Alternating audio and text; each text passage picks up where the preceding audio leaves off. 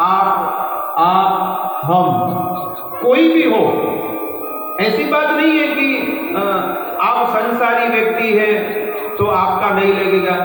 संगीतमय में बैठे हैं, जो कथा करते हैं, ये सबकी दशा ये है कि भगवान में 1 मिनट भी मन लगाना मतलब बहुत मुश्किल है, बहुत मुश्किल है। इसलिए कोशिश करनी चाहिए। भगवान भगवद गीता में कहते हैं अभ्यास योगेन युक्तेन, हे अर्जुन अभ्यास करो। आज 1 मिनट का अभ्यास करो कि 1 मिनट तक भगवान को स्मरण कीजिए। भगवान को क्या याद करना है? अगर आप वृंदावन में गए हैं तो वृंदावन को याद करो। बरसाना, नंदगांव, गोकुल, गोवर्धन, ये जो आपने देखा है उस चीज को आप आंख बंद करके उसका स्मरण करो। और ऐसा स्मरण अगर आप करोगे तो आपकी मन और आपकी इंद्रियां शुद्ध और पवित्र हो जाएगी, पवित्र हो जाएगी। इसलिए आंख बंद करके हमें ब्रह्म मुहूर्त में स्मरण करना चाहिए। और स्मरण करने से हमारी जो ये शरीर है, बॉडी, हमारी इंद्रियां और हमारा मन एकदम शुद्ध और पवित्र हो जाएगा। मन से भगवान को भोग लगाना चाहिए, मानसिक भोग।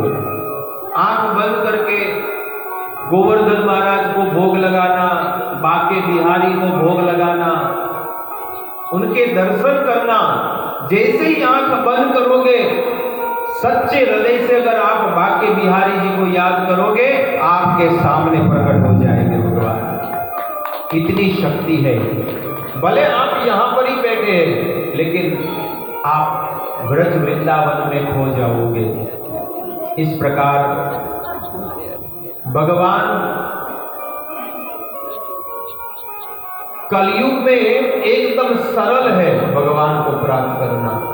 केवल आप स्मरण करो अपने घर पे बैठकर, आपको भगवान की प्राप्ति हो जाएगी। स्मरण भक्ति। तो 88,000 ऋषि मुनि सब एकत्रित होकर नैमिषारण्य में 1000 वर्ष के लिए यज्ञ करने बैठे हैं। लेकिन सब लोग चिंता कर रहे हैं। आप देखो यहाँ पर केवल 5 दिन की कथा है, लेकिन हम लोग कितने समय से चिंता कर रहे हैं कि कैसे होगा। केवल ज्यादा लोग नहीं है, केवल हम लोग 100, 200, 400, 500 लोग हैं, इससे ज्यादा लोग नहीं है। लेकिन वो लोग 88,000 ऋषि मुनि हैं और 1000 वर्ष के लिए भोजन बनाना है, यज्ञ करना है। बताओ कितना खर्चा होगा। लेकिन उनमें से कुछ ऋषि मुनि चिंतित हो गए कि कैसे 88,000 लोगों का भोजन आएगा, कैसे लोगों के वस्त्र आएंगे। लेकिन एक महान ऋषि मुनि, उन्होंने बहुत ही सुंदर वाक्य कहा, भोजन आच्छादने कुर्याद वृथा कुर्वन्ति वैष्णवः। जो भगवान का भक्त होता है वो खाने के और कपड़े के लिए कोई चिंता नहीं करता है। अरे भगवान पापी लोगों को भी धन दे देते हैं। अरे हम तो भगवान का भजन करते हैं, क्यों हमको नहीं देंगे? गारंटी के साथ हमको भगवान देंगे। इस प्रकार से यज्ञ प्रारंभ हो गया। लेकिन यज्ञ में कोई मर गया तो हो सकता है ना, 1000 वर्ष के लिए यज्ञ कर रहे हैं तो कहने लगे कि कोई बात नहीं, हम यमराज जी को यहां पर ला देते हैं। और यमराज जी को ला दिया। ऐसा इस प्रकार से यमराज जी भी उस यज्ञ में आ गए और बहुत सुंदर यमराज जी उस यज्ञ का लाभ ले रहे हैं। लेकिन उसी यज्ञ में शुकदेव गोस्वामी के मुख से हरि कथा सुनकर श्री सुध गोस्वामी आए और जैसे ही आने का आमंत्रण हुआ कि भाई ये सुध गोस्वामी बड़े संत महात्मा आए हैं, तो सब लोग बाल्टी भर भर के उस यज्ञ में मिट्टी डालने लगे, पानी डालने लगे कि भाई ये यज्ञ को बंद कर दो। क्यों? क्योंकि इससे भी बड़ा यज्ञ मिलने वाला है, और वो है भागवत महायज्ञ। ये भागवत महायज्ञ है ना, ये सबसे बड़ा यज्ञ है, इससे बड़ा कोई यज्ञ है ही नहीं। तो 88,000 ऋषि मुनि सब तगारा, क्या बोलते हैं, तगारू, वो भर भर के मिट्टी डालने लगे अंदर, बाल्टी भर भर के सब मिट्टी डालने लगे, पानी डालने लगे, और उस यज्ञ को बुझा दिया। सुध गोस्वामी आए और उनको ऊंचे आसन पर बिठाकर कहा कि आप हमें हरि कथा सुनाइए, भागवत कथा सुनाइए, हमको और कुछ सुनने की इच्छा नहीं है, क्योंकि यही सबसे बड़ा यज्ञ है।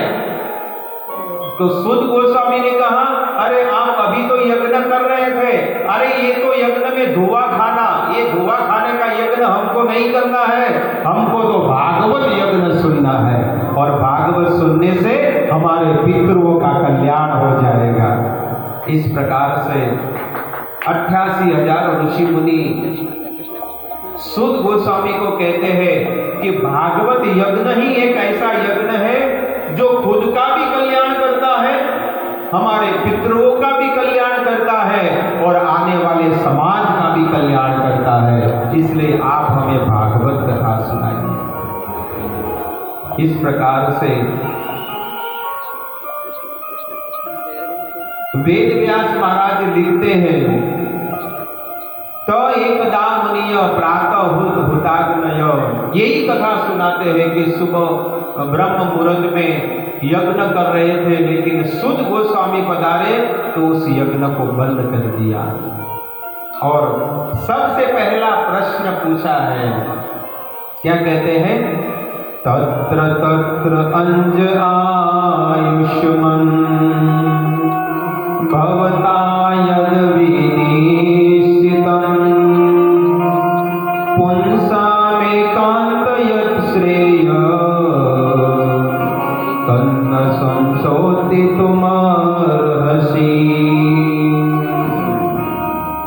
हे गुरुदेव, आप हमें ऐसी बात बताइए जिससे कलयुग के जीवों का कल्याण हो। एक कलयुग के जीवों को कैसे कल्याण हो और उनका मोक्ष कैसे हो, ये बात हमको बताइए। और दूसरा प्रश्न कहते हैं, भूरिणी भूरि कर्माणि श्रोतव्यानि विभागश अत संसंसर्यस्कारं समुद्रोद्य मनीषया।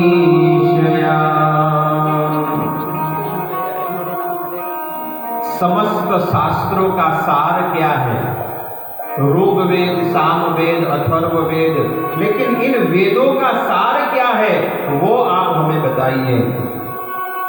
और कहते हैं, आत्मा को प्रसन्न करने की चीज कौन सी है? इस संसार में सब लोग शरीर को सुखी करते हैं। आप देखिए, शरीर को सुखी करने के कितने साधन हैं। सब जगह पे देखो, बड़े बड़े मॉल में, बड़े बड़े दुकान में आपको क्या सामान मिलता है? शरीर को सुखी करने का। कोई भी दुकान में आप जाओ, आपके पास क्या है? वो तुरंत बोलेगा, हमारे पास अच्छे अच्छे कपड़े हैं। आपके पास क्या है? हमारे पास अच्छा अच्छा भोजन है। तो कहते हैं सब लोग शरीर को सुखी करने का सामान रखते हैं, मेडिकल में, स्टोर में, दुकान में, सभी जगह पर, लेकिन आत्मा को सुखी करने का सामान किसी के पास नहीं है कि जिससे आत्मा सुखी हो। तो यहां पर 88,000 ऋषि मुनियों में से जो मुख्य गुरु है, जिनका नाम है शौनक ऋषि मुनि, और वे कहते हैं कि आत्मा और परमात्मा को प्रसन्न करने की वस्तु कौन सी है, ये आप हमको बताइए। और तीसरा प्रश्न कहते हैं, सूत जानाति भद्रं ते भगवान सात्वतां पति देवता वासुदेवस्य जातो यत् चिकीर्षया। सूत जानाति भद्रं ते, हे सूत गोस्वामी, हमें एक चीज और जाननी है कि भगवान देवकी के गर्भ में क्यों प्रकट हुए और प्रकट होके उन्होंने क्या क्या लीलाएं की, वे सब कथा हमको सुनाइए।